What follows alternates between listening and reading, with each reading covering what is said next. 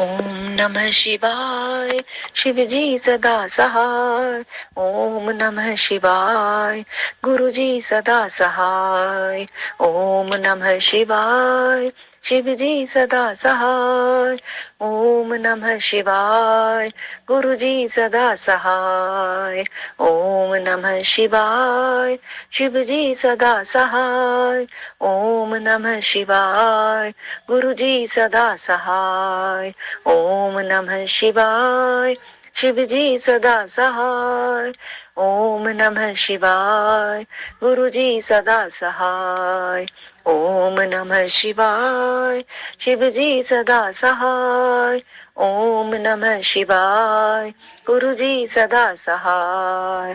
ओम नमः शिवाय। शिव जी सदा सहाय। ओम नमः शिवाय। गुरु जी सदा सहाय। ओम नमः शिवाय। शिव जी सदा सहाय। ओम नमः शिवाय। गुरु जी सदा सहाय। जय गुरु जी। शुक्राना गुरु जी। जय गुरु जी। अनंतम शुक्राना अनंतम गुरु जी। शुक्राना गुरु जी। अब हम शिव पुराण का अध्याय शुरू करते हैं। मंत्र जाप करते हैं। पहले हम ओम नमः शिवाय शिव जी सदा सहाय। ओम नमः शिवाय गुरु जी सदा सहाय। ओम नमः शिवाय शिव जी सदा सहाय। ओम नमः शिवाय गुरु जी सदा सहाय। गुरु महाराज आज्ञा दें शिव पुराण का अध्याय पढ़ने के लिए। अध्याय है षडलिंग स्वरूप प्रणव का महात्म्य, उसके सूक्ष्म रूप ओंकार और स्थूल रूप पंचाक्षर मंत्र का विवेचन, उसके जप की विधि एवं महिमा कार्य ब्रह्म के लोकों से लेकर कारण रुद्र के लोकों तक का विवेचन करके कालातीत पंचावरण विशिष्ट शिवलोक के अनिवर्चनीय वैभव का निरूपण तथा शिव भक्तों के सत्कार की महत्ता। ऋषि बोले, प्रभो महामुने, आप हमारे लिए क्रमशः षडलिंग स्वरूप प्रणव का महात्म तथा शिव भक्त के पूजन का प्रकार बताइए। सूत जी ने कहा कि महर्षियों, आप लोग तपस्या के धनी हैं। आपने यह बड़ा सुंदर प्रश्न उपस्थित किया है, किंतु इसका ठीक ठीक उत्तर महादेव जी ही जानते हैं, दूसरा कोई नहीं। तथापि भगवान शिव की कृपा से ही मैं इस विषय का वर्णन करूंगा। वे भगवान शिव हमारी और आप लोगों की रक्षा का भारी बारंबार स्वयं ही ग्रहण करें। प्रनाम है प्रकृति से उत्पन्न संसार रूपी महासागर का प्रणव, इससे पार करने के लिए दूसरी नव नाव है, इसलिए इस ओंकार को प्रणव की संज्ञा देते हैं। ओंकार अपने जप करने वाले साधकों से कहता है, प्रपंच न नहीं है, वह तुम लोगों के लिए। अतः इस भाव को लेकर भी ज्ञानी पुरुष ओम को प्रणव नाम से जानते हैं। इसका दूसरा भाव यूं है, प्रकृषण न नियत वह युष्मान मोक्ष यति वा प्रणवः, अर्थात यह तुम सब उपासकों को बलपूर्वक मोक्ष तक पहुंचा देगा। इस अभिप्राय से भी इसे ऋषि मुनि प्रणव कहते हैं। अपना जप करने वाले योगियों के तथा अपने मंत्र की पूजा करने वाले उपासक के समस्त कर्मों का नाश करके यह दिव्य नूतन ज्ञान देता है, इसलिए भी इसका नाम प्रणव है। उन माया रहित महेश्वर को ही नव अर्थात नूतन कहते हैं। वे परमात्मा प्रकृष्ट रूप से नव अर्थात शुद्ध स्वरूप है, इसलिए प्रणव कहलाते हैं। प्रणव साधक को नव अर्थात नवीन शिव स्वरूप कर देता है, इसलिए भी विद्वान पुरुष उसे प्रणव के नाम से जानते हैं, अथवा प्रकृष्ट रूप से नव दिव्य परमात्मा ज्ञान प्रकट करता है, इसलिए वह प्रणव है। प्रणव के दो भेद बताए गए हैं, स्थूल और सूक्ष्म। एक अक्षर स्वरूप जो ओम है, उसे सूक्ष्म प्रणव जानना चाहिए, और नमः शिवाय इस 5 अक्षर वाले मंत्र को स्थूल प्रणव समझना चाहिए। जिसमें 5 अक्षर व्यक्त नहीं है वह सूक्ष्म है, और जिसमें 5 अक्षर सुस्पष्ट रूप से व्यक्त है वह स्थूल है। जीवन मुक्त पुरुष के लिए सूक्ष्म प्रणव के जप का विधान है, वही उसके लिए समस्त साधनों का सार है। यद्यपि जीवन मुक्त के लिए किसी साधन की आवश्यकता नहीं है, क्योंकि वह सिद्ध रूप है, तथापि दूसरों की दृष्टि में जब तक उसका शरीर रहता है तब तक उसके द्वारा प्रणव जप की सहज साधना स्वतः होती रहती है। वह अपनी देह का विलय होने तक सूक्ष्म प्रणव का मंत्र का जाप और उसके अर्थभूत परमात्मा तत्व का अनुसंधान करता रहता है। जब शरीर नष्ट हो जाता है तब वह पूर्ण ब्रह्म स्वरूप शिव को प्राप्त कर लेता है। यह सुनिश्चित बात है। जो अर्थ का अनुसंधान न करके केवल मंत्र का जप करता है उसे निश्चय ही योग की प्राप्ति होती है। जिसने 36 करोड़ मंत्र का जप कर लिया हो उसे अवश्य ही योग प्राप्त हो जाता है। सूक्ष्म प्रणव के भी ह्रस्व और दीर्घ के भेद से दो रूप जानने चाहिए। आकार, उकार, मकार, बिंदु, नाद, शब्द, काल और कला, इनसे युक्त जो प्रणव है उसे दीर्घ प्रणव कहते हैं। वह योगियों के ही हृदय में स्थित होता है। मकार पर्यंत जो ओम है वह आ, उ, म इन तीन तत्वों से युक्त है। इसी को ह्रस्व प्रणव कहते हैं। आ शिव है, उ शक्ति है और मकार इन दोनों की एकता है। वह त्रितत्व रूप है। ऐसा समझकर ह्रस्व प्रणव का जप करना चाहिए। जो अपने समस्त पापों का क्षय करना चाहते हैं उनके लिए इस ह्रस्व प्रणव का जप अत्यंत आवश्यक है। पृथ्वी, जल, तेज, वायु और आकाश, ये 5 भूत तथा शब्द, स्पर्श आदि इनके 5 विषय, ये सब मिलकर 10 वस्तुएं मनुष्य की कामना के विषय हैं। इनकी आशा मन में लेकर जो कर्मों के अनुष्ठान में संलग्न होते हैं वे 10 प्रकार के पुरुष प्रवक्त अथवा प्रवृत्ति मार्गी कहलाते हैं, तथा जो निष्काम भाव से शास्त्र विहित कर्मों का अनुष्ठान करते हैं वे निवृत्त अथवा निवृत्ति मार्गी कहे गए हैं। प्रवृत्त पुरुषों को ह्रस्व प्रणव का ही जप करना चाहिए और निवृत्त पुरुषों को दीर्घ प्रणव का व्याहृतियों तथा अन्य मंत्रों के आदि में इच्छा अनुसार शब्द और कला से युक्त प्रणव का उच्चारण करना चाहिए। वेद के आदि में और दोनों संध्याओं की उपासना के समय भी ओंकार का उच्चारण करना चाहिए। प्रणव का 9 करोड़ जप करने से मनुष्य शुद्ध हो जाता है। फिर 9 करोड़ का जप करने से वह पृथ्वी तत्व पर विजय पा लेता है। तत्पश्चात पुनः 9 करोड़ का जप करके वह जल तत्व को जीत लेता है। पुनः 9 करोड़ जप से अग्नि तत्व पर विजय पाता है। तदंतर फिर 9 करोड़ का जप करके वह वायु तत्व पर विजयी होता है। फिर 9 करोड़ के जप से आकाश को अपने अधिकार में कर लेता है। इसी प्रकार 9 करोड़ का जप करने से वह क्रमशः गंध, रस, रूप और स्पर्श और शब्द पर विजय पाता है। इसके बाद फिर 9 करोड़ का जप करके अहंकार को भी जीत लेता है। इस तरह 108 करोड़ प्रणव का जप करके उत्कृष्ट बोध को प्राप्त हुआ पुरुष शुद्ध योग का लाभ करता है। शुद्ध योग से युक्त होने पर वह जीवन मुक्त हो जाता है, इसमें संशय नहीं है। सदा प्रणव का जप और प्रणव रूपी शिव का ध्यान करते करते समाधि में स्थित हुए महायोगी पुरुष साक्षात शिव ही हैं, इसमें संशय नहीं है। पहले अपने शरीर के प्रणव के ऋषि, छंद और देवता आदि का न्यास करके फिर जप आरंभ करना चाहिए। आकार आदि मात्र का वर्णों से युक्त प्रणव का अपने अंगों में न्यास करके मनुष्य ऋषि हो जाता है। मंत्रों के 10 विधि संस्कार मात्र का न्यास तथा षड्वर शोधन आदि के साथ संपूर्ण न्यास फल उसे प्राप्त हो जाता है। प्रवृत्ति तथा प्रवृत्ति निवृत्ति से मिश्रित भाव वाले पुरुषों के लिए स्थूल प्रणव का जप ही अभिष्ट साधक होता है।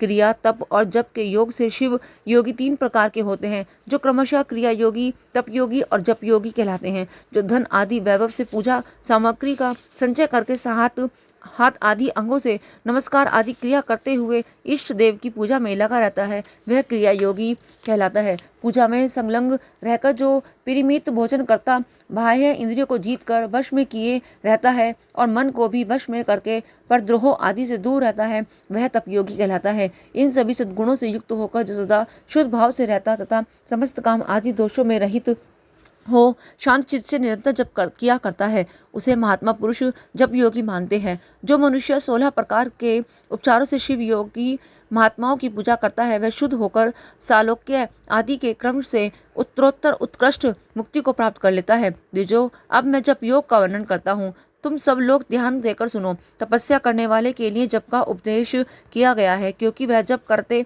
करते अपने आप को सर्वथा शुद्ध निष्पाप कर लेता है। ब्राह्मणों, पहले नमः पद हो, उसके बाद चतुर्दशी विभक्ति में शिव शब्द हो तो पंचतत्वात्मक नमः शिवाय मंत्र होता है। इसे शिव पंचाक्षर कहते हैं। यह स्थूल प्रणव रूप है। इस पंचाक्षर के जप से ही मनुष्य संपूर्ण सिद्धियों को प्राप्त कर लेता है। पंचाक्षर मंत्र के आदि में ओमकार लगाकर ही सदा उसका जप करना चाहिए। द्विजो, गुरु के मुख से पंचाक्षर मंत्र का उपदेश पाकर जहाँ सुख पूर्वक निवास किया जा सके, उसी उत्तम भूमि पर महीने के पूर्व पक्ष शुक्ल में प्रतिपदा से आरंभ करके कृष्ण पक्ष की चतुर्दशी तक निरंतर जप करते रहें।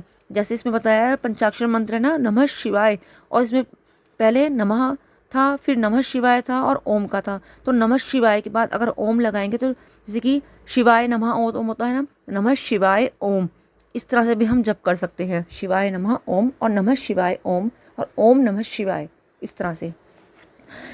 माघ और भेदों के महीने अपना विशिष्ट महत्व रखते हैं। यह समय सब समयों से उत्तम माना गया है। साधक को चाहिए कि वह प्रतिदिन एक बार परिमित भोजन करें, मौन रहें, इंद्रियों को वश में रखें, अपने स्वामी एवं माता पिता की नित्य सेवा करें। इस नियम से रहकर जप करने वाला पुरुष एक सहस्त्र जप से ही शुद्ध हो जाता है, अन्यथा वह ऋणी होता है। भगवान शिव का निरंतर चिंतन करते हुए पंचाक्षर मंत्र का 5 लाख जप करें। जब काल में इस प्रकार ध्यान करें, कल्याणदाता भगवान शिव कमल के आसन पर विराजमान है। उनका मस्तक श्री गंगा जी तथा चंद्रमा की कला से सुशोभित है। उनकी बाईं जांग पर आदि शक्ति भगवती उमा बैठी हैं। वहां खड़े हुए बड़े बड़े गण भगवान शिव की शोभा बढ़ा रहे हैं। महादेव जी अपने 4 हाथों में मृग मुद्रा, टंक तथा वर एवं अभय की मुद्राएं धारण किए हुए हैं। इस प्रकार सदा सब पर अनुग्रह करने वाले भगवान सदाशिव का बारंबार स्मरण करते हुए हृदय अथवा सूर्य मंडल में पहले उनकी मानसिक पूजा करके फिर पूर्वाभिमुख हो पूर्वोक्त पंचाक्षरी विद्या का जप करें।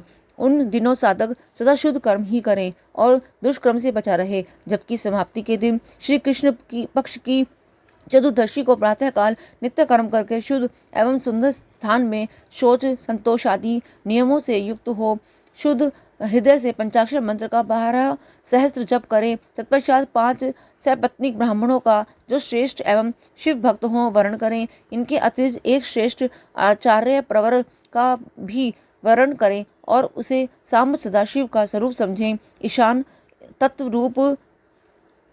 पुरुष, अघोर, वामदेव तथा साधो जात, इन पांचों के प्रतीक स्वरूप 5 ही श्रेष्ठ और शिव भक्त ब्राह्मणों का वर्ण करने के पश्चात पूजन सामग्री को एकत्रित करके भगवान शिव का पूजन आरंभ करें। विधि पूर्वक शिव की पूजा संपन्न करके होम आरंभ करें। अपने ग्रह सूत्र के अनुसार सुखांत कर्म करके अर्थात परिसमूहन, अवलेपन, उल्लेखन, मृद उद्धरण और अभ्युक्षरण, इन पंचभूत संस्कारों के पश्चात वेदी पर स्वाभिमुख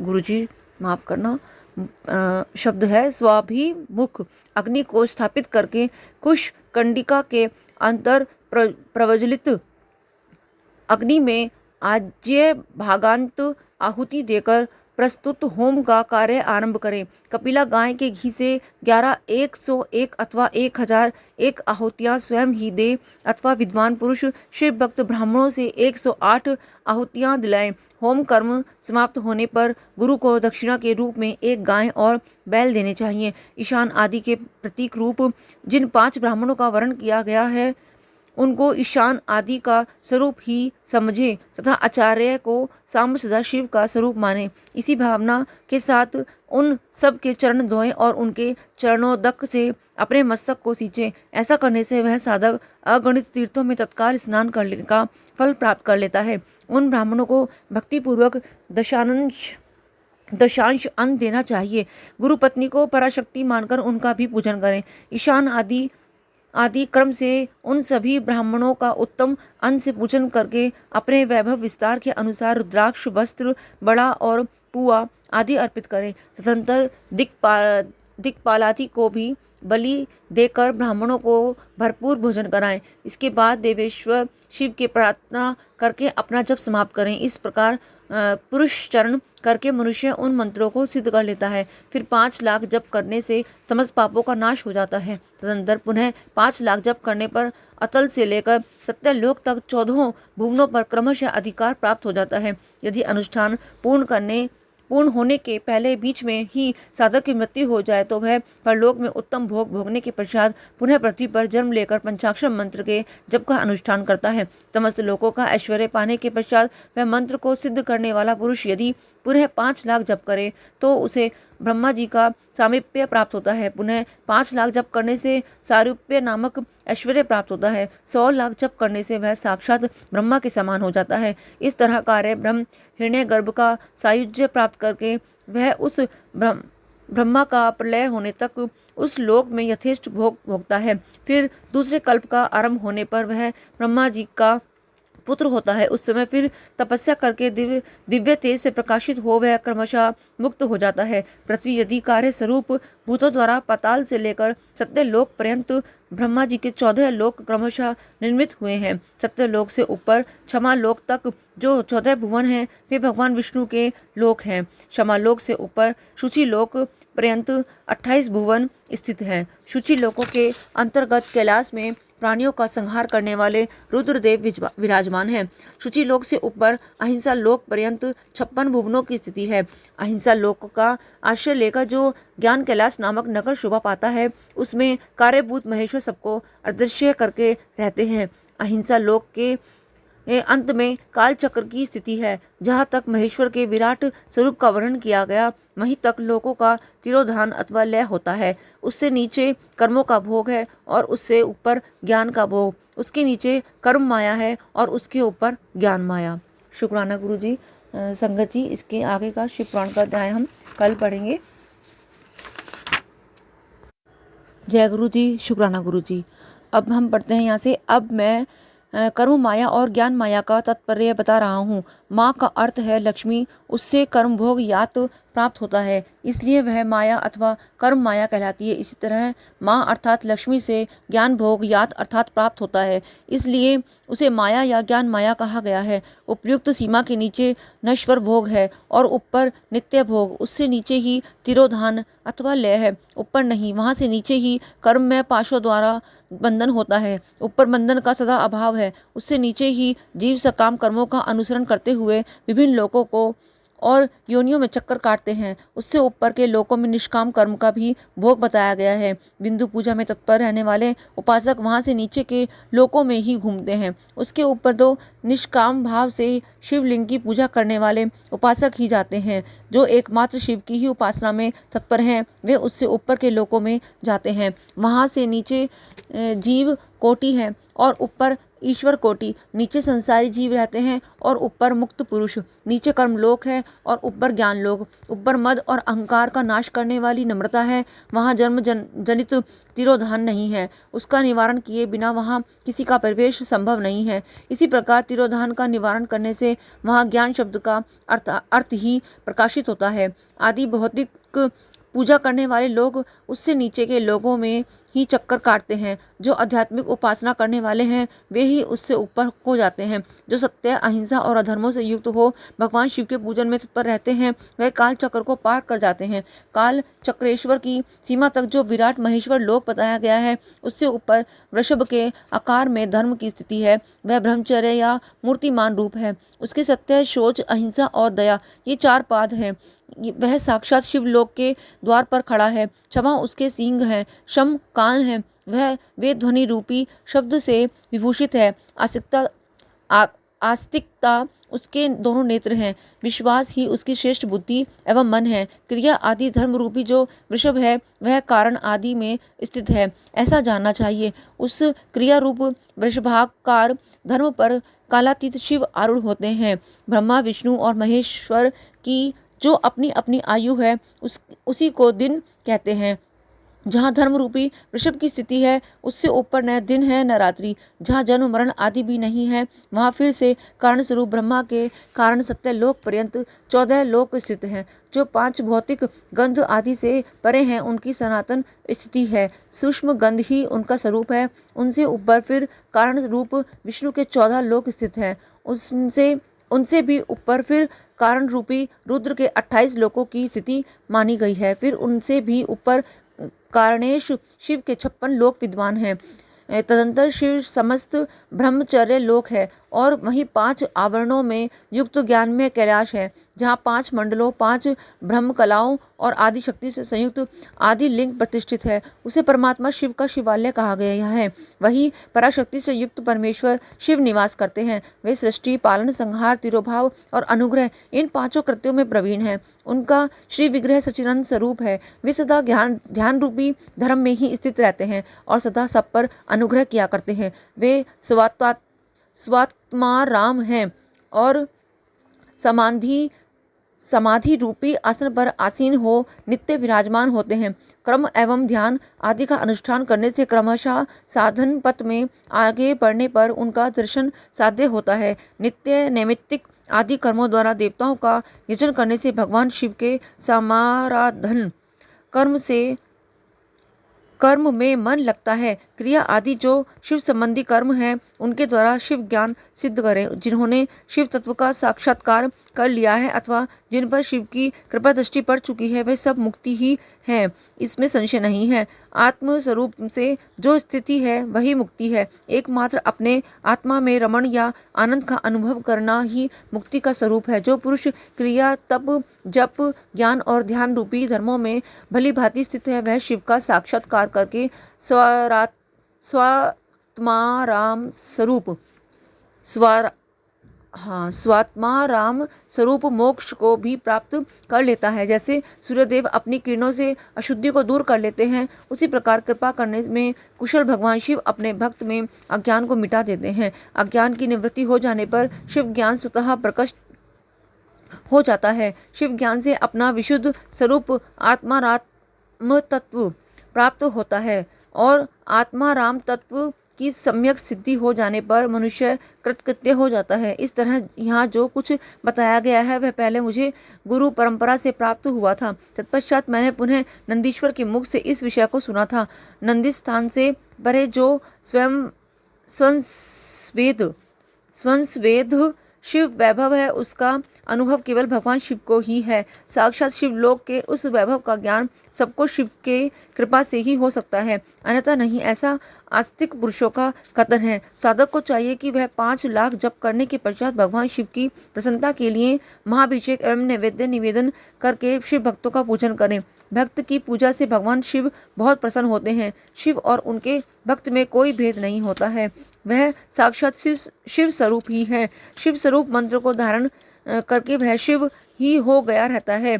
शिव भक्त का शरीर शिव रूप ही है, अतः उसकी सेवा में तत्पर रहना चाहिए। जो शिव के भक्त हैं वह लोक और वेद की सारी क्रियाओं को जानते हैं। जो क्रमशः जितना जितना शिव मंत्र का जप कर लेता है उसके शरीर को उतना शिव का सामीप्य प्राप्त होता जाता है, इसमें संशय नहीं है। शिव भक्त स्त्री का रूप देवी पार्वती का ही स्वरूप है। वह जितना मंत्र जपती हैं उसे उतना ही देवी का सानिध्य प्राप्त होता जाता है। साधक स्वयं शिव स्वरूप होकर पराशक्ति का पूजन करें। शक्ति वेर तथा लिंग का चित्र बनाकर अथवा मिट्टी आदि से इनकी आकृति का निर्माण करके प्राण प्रतिष्ठा पूर्वक